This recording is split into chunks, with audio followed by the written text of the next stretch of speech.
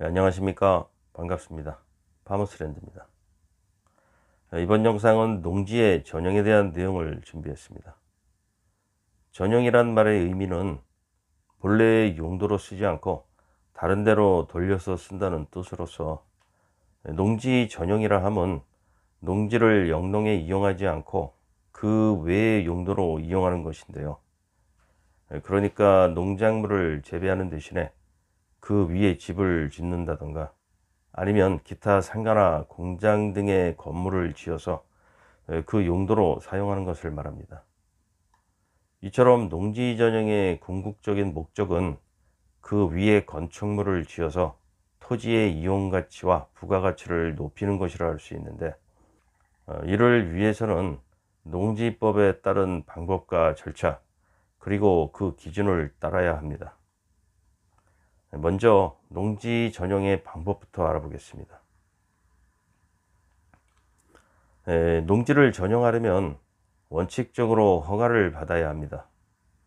농지법 34조에 따르면 농지 전용의 방법을 신고, 허가, 협의, 그리고 불법 개간 농지의 복구, 이렇게 총 4가지로 구분을 하고 있는데요.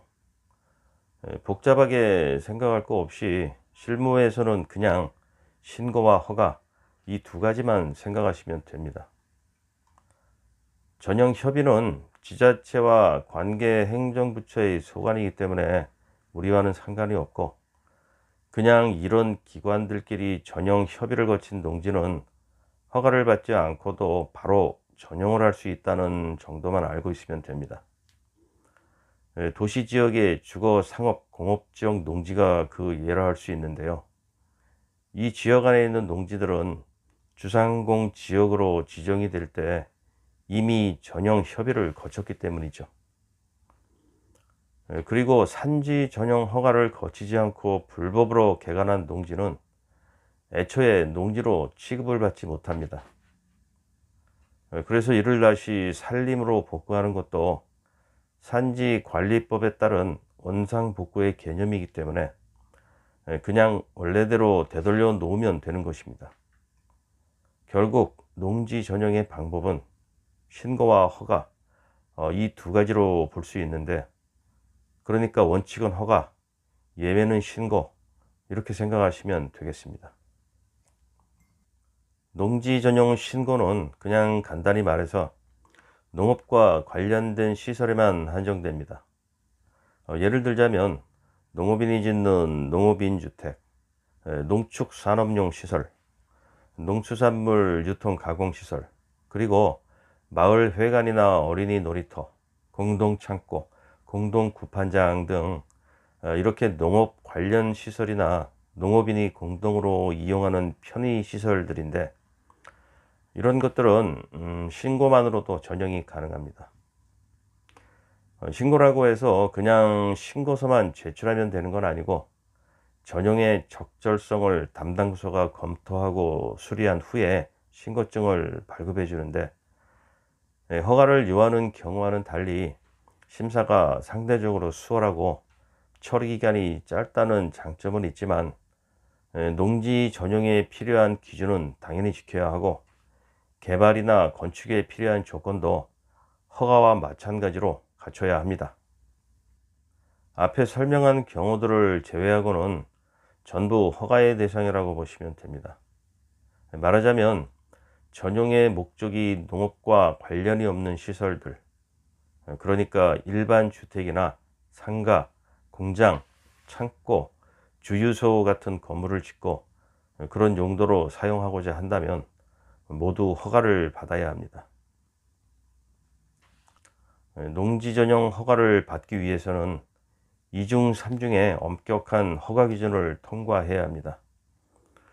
농지는 한정된 자원이고, 또 한 번 개발된 농지는 복구가 거의 불가능하기 때문에 농지법에서는 농지 전용 허가의 기준을 엄격하게 정해서 무분별한 농지의 개발을 제한하고 있습니다.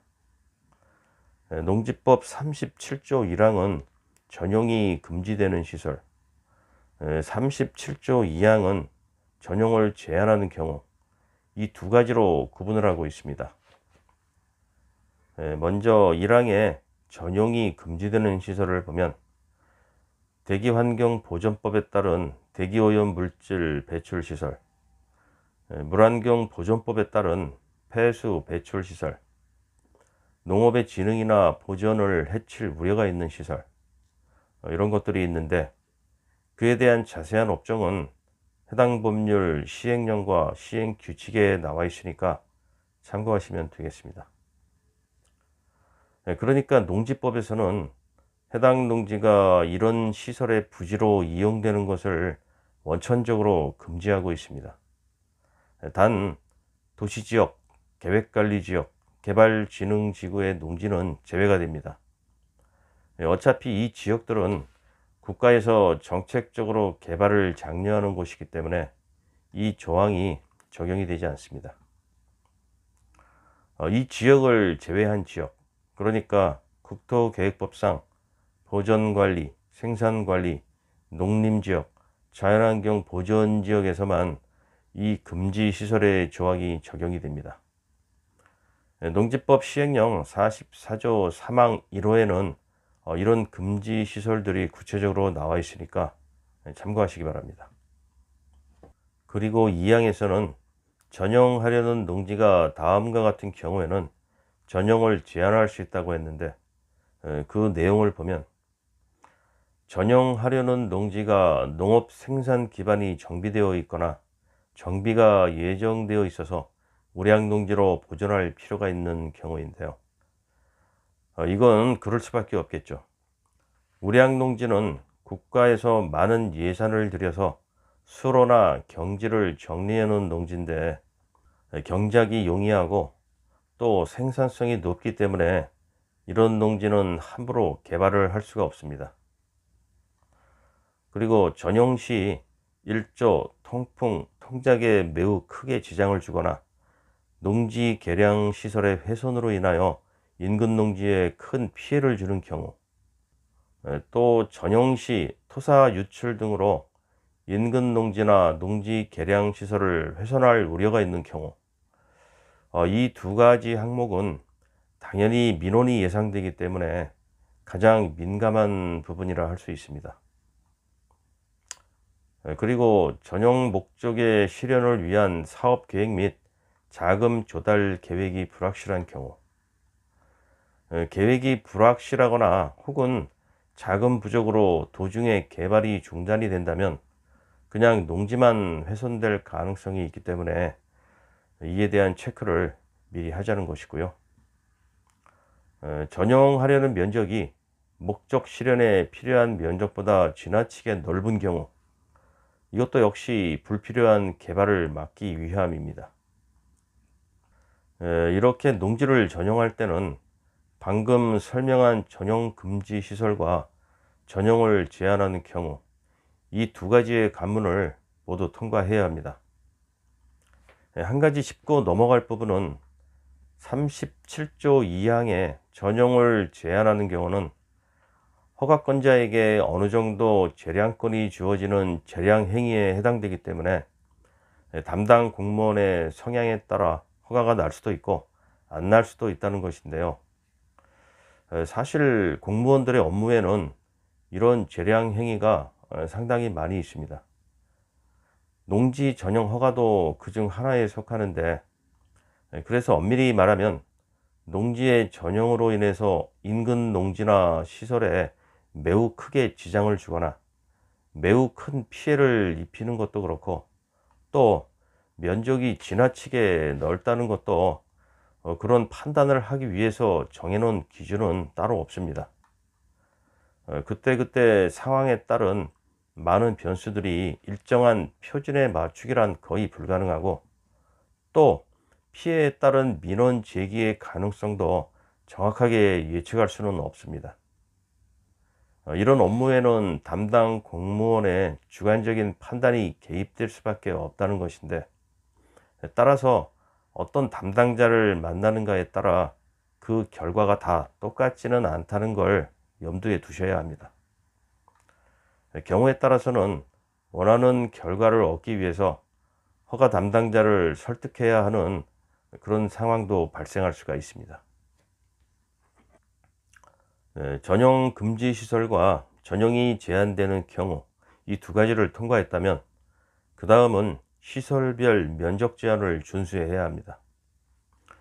시설별 면적 제한이란 국토계획법상 보전관리, 생산관리, 농림지역, 자연환경 보전지역 이들 지역에서는 농지 전용 허가가 났다고 할지라도 일정 면적 이상은 허용이 되지 않는다는 것인데, 역시 마찬가지로 도시지역, 계획관리지역, 개발진흥지구는 제외가 됩니다. 예를 들어서 계획관리지역과 보전관리지역에 각각 종교시설인 교회를 짓는다고 가정한다면, 계획관리지역에서는 전용 면적에 대한 제한이 없지만 보전관리지역에서는 면적 제한을 받아서 3,000제곱미터까지만 전용이 가능합니다. 그러니까 그 전용 면적에다가 건폐율과 용적률을 적용해서 교회를 지으라는 것이죠. 이 면적 제한에 대한 기준은 농지법 시행령 44조 3항 2호에서 8호까지 업종별로 나와 있으니까 참고하시면 되겠습니다. 정리를 하자면 농지 전용을 위한 3단계는 일단 전용 금지 시설에 해당되지 말아야 하며, 그 다음엔 전용을 제한하는 경우에 대한 심사를 통과해야 합니다. 그리고 난 다음 시설별 면적 제한의 기준을 준수해야 합니다. 네, 다음은 준비 자료와 절차를 알아보겠습니다. 신고나 허가나 신청서 양식, 그리고 전용에 필요한 서류는 크게 다를 건 없습니다. 처리 기간은 좀 차이가 나는데 신고는 10일이지만 허가는 30일까지 길어질 수가 있습니다. 신고는 관할 시군구에서 바로 처리하지만 허가는 전용하려는 면적에 따라 상급 기관의 결제 라인이 필요하기 때문에 심사가 좀 길어진다고 봐야 합니다. 굳이 허가권자까지 알 필요는 없지만 궁금하시다면 이 표를 참고하시면 되겠습니다. 농업진흥지역과 그 외의 지역으로 구분되고, 면적은 3천, 3만, 30만을 기준으로 하고 있습니다. 개발업자가 아닌 개인의 경우라면 여기에 해당이 되겠죠. 필요한 서류는 신청서와 함께 소유권을 입증하는 서류, 그리고 사업계획서와 피해방지 계획서를 제출해야 합니다. 만일 소유권이 없다면 토지사용 승낙서를 제출해야 하는데, 전용 허가가 나는 조건으로 농지를 매입하는 경우에는 계약만 하고 잔금을 치르지 않은 상태에서는 소유권이 없기 때문에 토지지에 토지사용 승낙서를 받아서 먼저 전용 허가를 신청할 수가 있습니다. 허가가 안 난다면 매매계약은 무효가 되겠죠. 피해방지 계획서는 농지를 전용함으로써 발생하는 인근 농지들에 주는 피해나 개량시설의 훼손, 도로의 폐지나 변경 등에 대해서 구체적인 대안을 제시해야 합니다. 그리고 허가의 경우는 지적도와 지형도를 추가로 첨부해야 합니다. 네, 이런 자료들을 구비해서 해당 시군구에 신청을 하면 되는데, 농지 전용 허가는 단독으로 신청할 수가 없기 때문에 보통 개발행위 허가와 건축 허가를 동시에 신청합니다. 그러면 해당 부서 간의 협의를 통한 심사를 거쳐서 최종적으로 건축 허가가 날 때 농지 전용 허가를 포함한 각종 인허가들이 전부 한꺼번에 의제 처리가 되는 것이죠.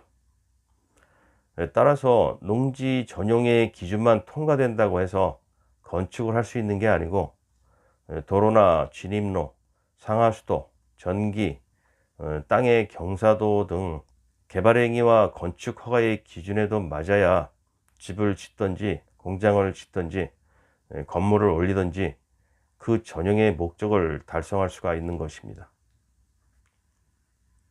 네, 이상 농지 전용에 대한 일반적인 내용을 알아봤습니다. 농지를 전용해서 개발한다는 건 보신 것처럼 생각보다 그렇게 간단하지가 않습니다. 특히 허가의 경우가 그런데요. 해당 농지가 전용이 되는지 안 되는지는 그 지역 지자체 담당 공무원을 통해서 직접 알아보시는 게 가장 안전하고 확실합니다. 각 지자체마다 개발 행위나 건축에 대한 조례가 조금씩 다를 수가 있고, 또한 경지 정리가 안 돼 있는 지역의 농지는 국어나 도로에 대한 부분이 지적도상의 내용과 실제가 일치하지 않는 경우가 상당히 많이 있습니다. 따라서 매입 전에는 임장도 물론 중요하지만 반드시 허가 담당자를 통해서 직접 체크하고 확인하는 게 무엇보다 중요하다는 걸 꼭 기억하시기 바랍니다. 네, 그럼 농지 전용에 대한 오늘 영상 여기서 마치겠습니다. 끝까지 시청해 주셔서 감사드립니다. 다음에 좀 더 좋은 내용으로 찾아뵙겠습니다. 안녕히 계십시오.